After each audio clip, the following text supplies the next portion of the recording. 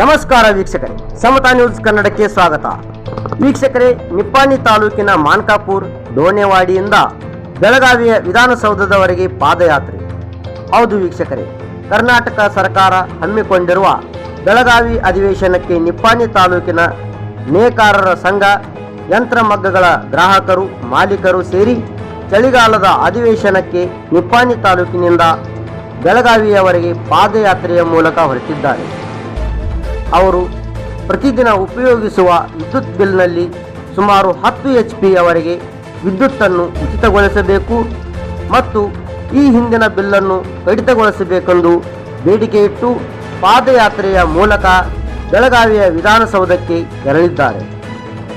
ಯಂತ್ರಮಗ್ಗಗಳ ಗ್ರಾಹಕರು, ಮಾಲೀಕರು ಹಾಗೂ ನಿಪ್ಪಾಣಿ ಭಾಗದ ರೈತರು ಹಮ್ಮಿಕೊಂಡಿರುವ ಈ ಪಾದಯಾತ್ರೆಯ ಹೋರಾಟ ಸಫಲವಾಗಲಿ ಅಂತ ಹಾರೈಸುವ ಸಮತಾ ನ್ಯೂಸ್ ಕನ್ನಡ ಬಳಗ.